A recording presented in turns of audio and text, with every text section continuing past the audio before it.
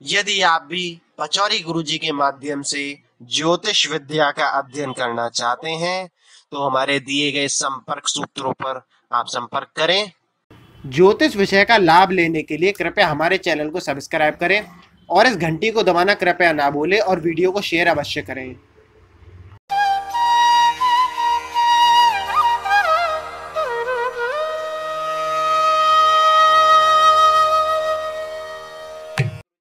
श्री कृष्णचंद्राय नमः। गोविंदाय नमः। परमात्मने नमः। भगवान आनंद कंद माधव मुकुंद मुरलीधर घनश्याम के चरणारविंदों में कोटि वंदन करते हुए सभी मित्रों को, जिज्ञासुओं को, धर्म प्रेमी धर्मार्थियों को, ज्योतिष विज्ञान प्रेमी महानुभाव बंधुओं को हर हर महादेव बम बम भोले नमः शिवाय। मित्रों,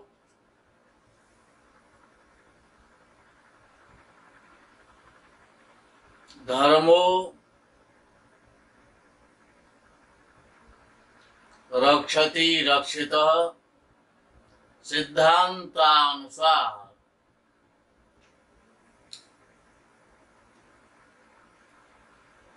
जन्म कुंडली में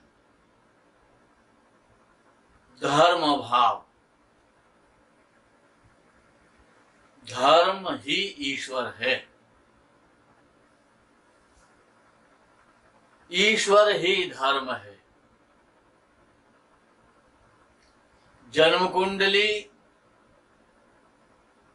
ज्योतिष शास्त्र के माध्यम से यदि हम जन्म कुंडली पर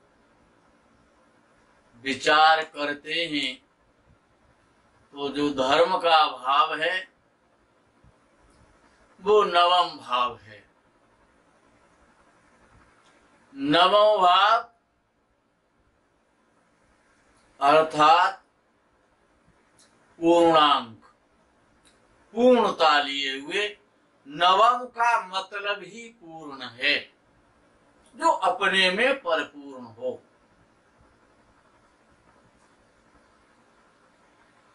एक से लेकर के 9 अंक ही हुआ करते हैं।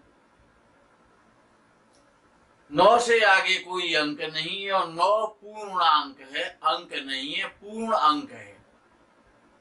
9 को ही पूर्णांक कहा गया है। अंकों में 1 से लेकर के 8 तक के अंक हैं, लेकिन 9 अपने में पूर्णांक है। वो अंतिम अंक है, अर्थात धर्म भाव, नवम भाव ही पूर्णता है। पूर्ण फल की प्राप्ति होगी कि नहीं होगी, ये नवम भाव जन्म कुंडली का बताता है। कर्म की प्रधानता है। हर मनुष्य का कर्म करता है,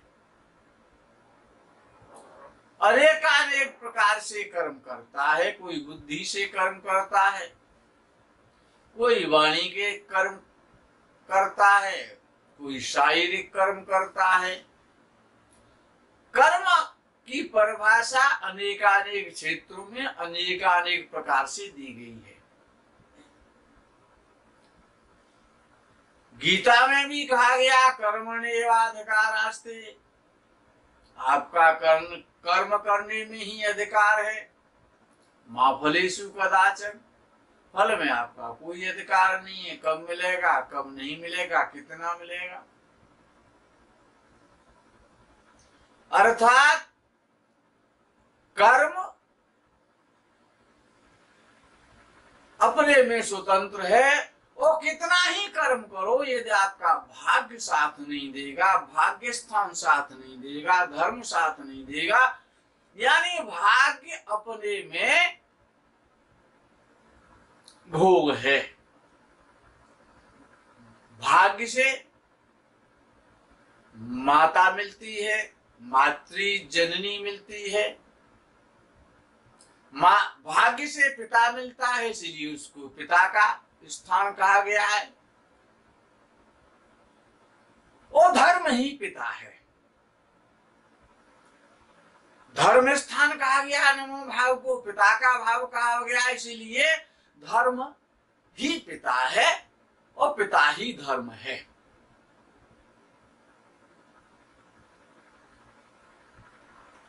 भाग्य स्थान बड़ा महत्वपूर्ण स्थान है। भाग्य स्थान का स्वामी भाग्येश, धर्मेश, नवमेश। आप कितना ही कर्म कीजिए, लेकिन यदि आपका भाग्य साथ नहीं दे रहा, अर्थात भाग्य स्थान का स्वामी पीड़ित है या नीच राशि में है या अशोभाव में बैठा हुआ है, तो गीता का श्लोक चरितार्थ होता है, मां फली सुखदाचन। यदि भाग्य साथ दे रहा है, भाग्य साथ दे रहा, अर्थात देवताओं की कृपा हो रही है, भाग्य स्थान आपका बलवान है, भाग्य स्थान में शुभ ग्रह बैठे हुए, भाग्य उच्च राशि में है, अति मित्र राशि में है, मित्र राशि में है, तो निश्चित रूप से जीवन में आनंद ही आनंद हो जाता है। सभी प्रकार की उन्नति भाग्य से होती है। शास्त्र में वर्णन आता है कि समुद्र मंथन के समय कालकूट नाम का प्रथम दृष्टया विष निकला, महाविष निकला कालकूट नाम का। देवता और दैत्य समुद्र का मंथन कर रहे हैं, दोनों बराबर परिश्रम कर रहे हैं, और एक पिता की संतान है, कश्यप ऋषि की संतान है, दैत्य भी और देवता भी। लेकिन परिश्रम किसके लिए कर रहे हैं, कर्म किसके लिए किया जा रहा है, अमृत पान करने के लिए किया जा रहा है। लेकिन क्या निकल रहा है, कालकूट नाम का विष निकल रहा है। शंकर जी ने क्या अपराध किया था, क्या भूल कर दी थी, ये कालकूट के विष को पिलाने के लिए देवता और दैत्य मीटिंग करके शंकर जी को प्रसन्न करके ले आते हैं और शंकर जी को हलाल का पान करा देते हैं।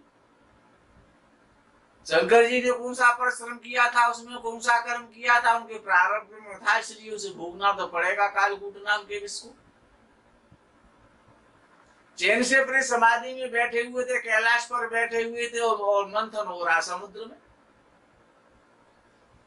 उन्होंने कोई कार्य नहीं किया और उनको विष पिलाया जा रहा है, कोई कर्म नहीं कर रहे हैं। तो वो अमृत पीना चाहते हैं, वो विष पीना चाहते हैं, न वो उसमें कोई सहयोग कर रहे हैं, फिर उनको विष पान करने को मिला।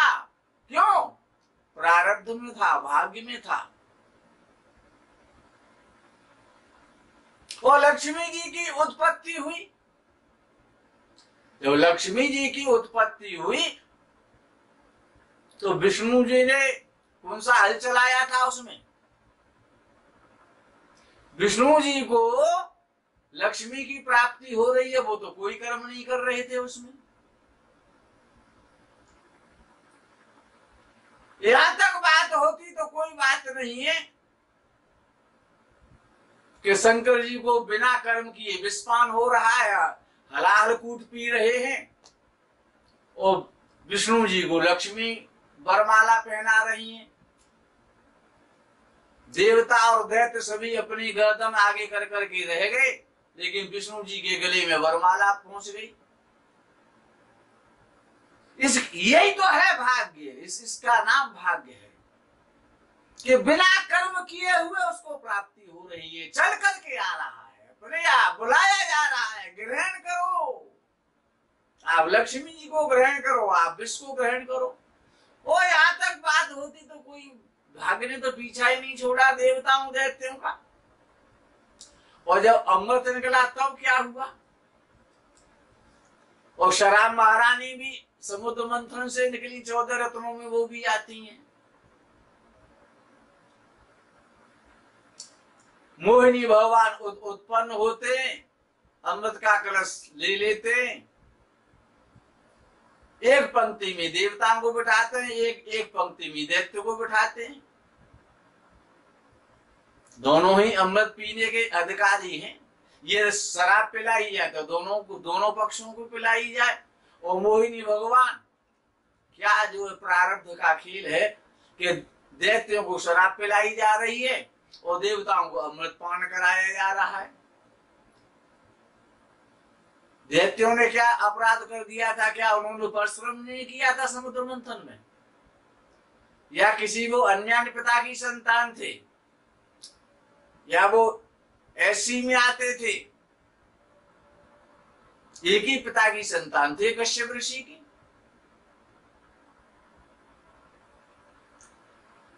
ऐसी स्थिति में ऋषियों ने कहा कि भाग्यम फलति सर्वत्र न च विद्या न पौरुषम।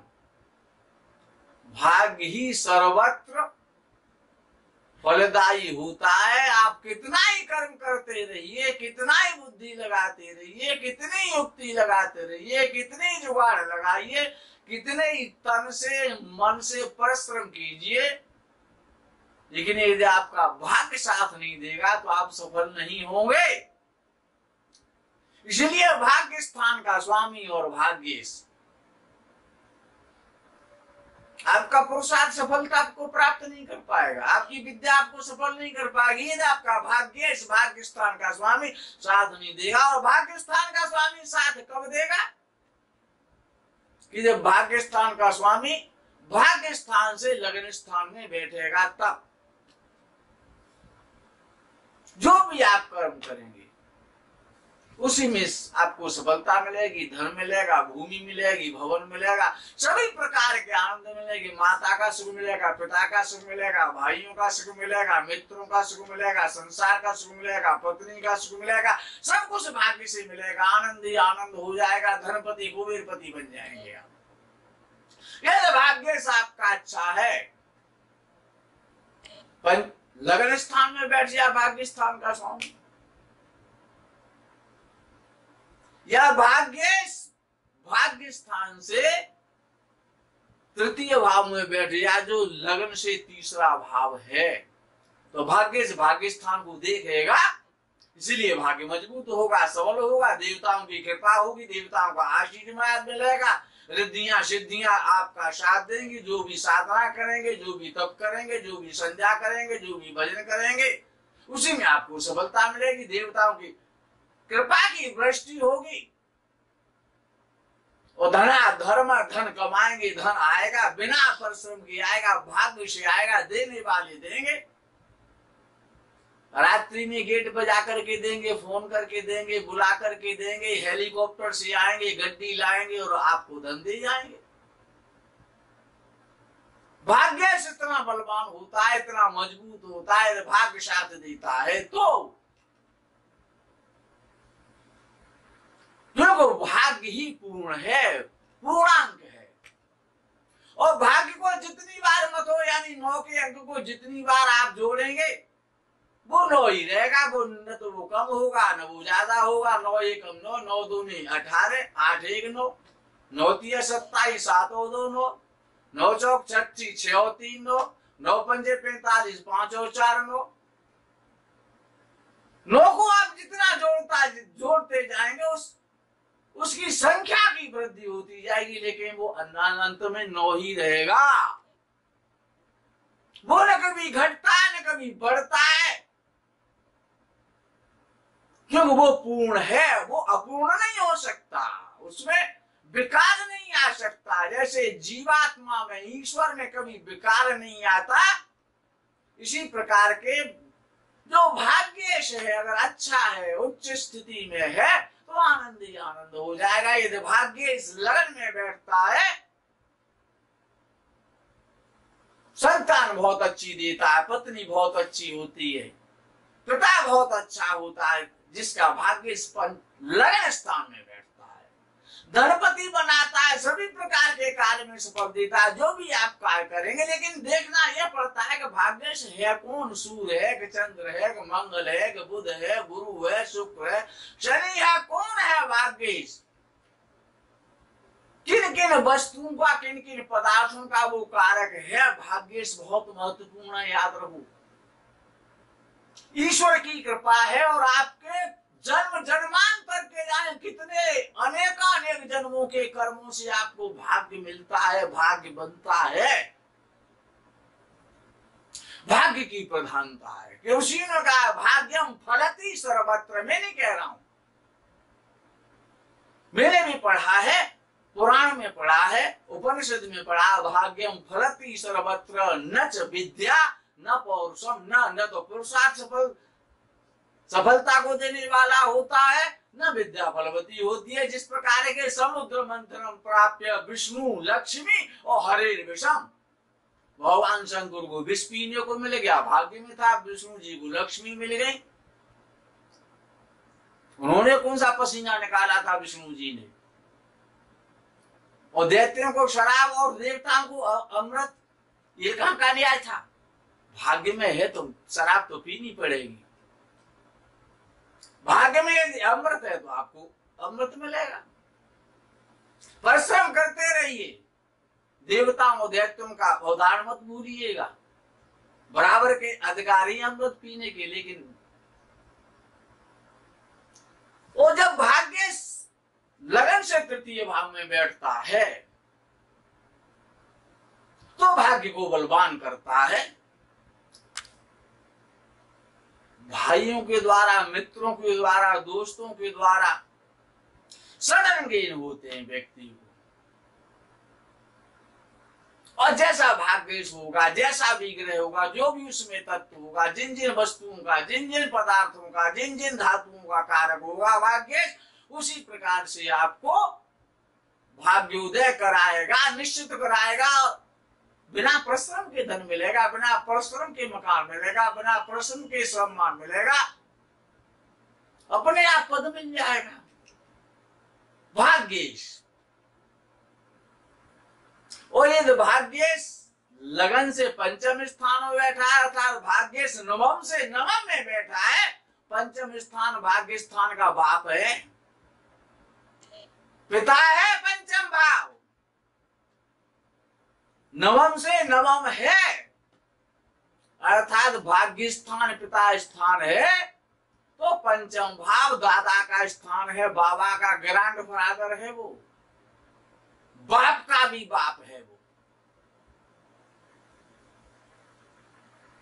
और लगन स्थान इन दोनों का ही बाप है, वो परदादा है। लगन स्थान परदादा, इसलिए उसको सबसे ज्यादा महत्वता दी गई है। त्रिकोण भी है और केंद्र भी है, लगन भी है, प्रथम भाव भी है। और ये भाग्य पंचम स्थान में बैठता है तो सट्टे के द्वारा, जुओ के द्वारा, लॉटरी के द्वारा, स्टॉक मार्केट के द्वारा आपको धन मिलेगा, निश्चित मिलेगा, 100% मिलेगा, और आप धनी बन जाएंगे। आपकी संतान बड़ी यशस्वी होगी यदि आपका भाग्य स्थान से पंचम स्थान में, लगन से जो पंचम स्थान है, जो भाग्य का भाग्य है, बाप है, यदि भाग्य पंचम स्थान में आपका बैठा हुआ है तो निश्चित रूप से आपको सडन गेन होंगे और बहुत बड़े आप धनपति बनेंगे, अरबपति बन जाएंगे। और ये भाग्य आपका लगन से सप्तम भाव में बैठा है, तब ससुराल बहुत अच्छी मिलेगी, पत्नी बहुत अच्छी मिलेगी, भाग्य से मिलेगी, ससुराल से बहुत सारा धन मिलेगा। भाग्येश पत्नी बहुत अच्छी देता है, भाग्य से मिलती है ना। अरे भाग्य से पत्नी मिलती है, पत्नी को यहाँ कोई कंपनी में तो नहीं बनाया जाता। प्रारब्ध में जैसी पत्नी होगी वैसी आपको पत्नी मिल जाएगी। जैसे संतान भाग्य से मिलेगी, यदि भाग्य पर संतान स्थान में बैठा है तो क्या सुंदर श्रेष्ठ और यशस्वी संतान देगा आपके लिए, सडन गेन कराएगा और आपको धनपति बनाएगा, बड़ा बुद्धिमान बनाएगा, बड़ा धार्मिक बनाएगा, बड़ा दयालु बनाएगा, बड़ा परोपकारी बनाएगा। भक्तों की, संतों की, ईश्वर की, पितृश्वरों की सबकी कृपा आप पर होगी। यदि भाग्य पंचम स्थान में बैठा हुआ है तो नवम से नवम में जब बैठ जाता है तो बहुत सारी संपत्ति प्राप्त कराता है। जब उसकी दशा आती है तब इसी प्रकार से जब भाग्य लगन से सप्तम भाव में पत्नी के भाव में बैठता है, पार्टनरशिप के भाव में बैठता है, व्यापार के स्थान में बैठता है,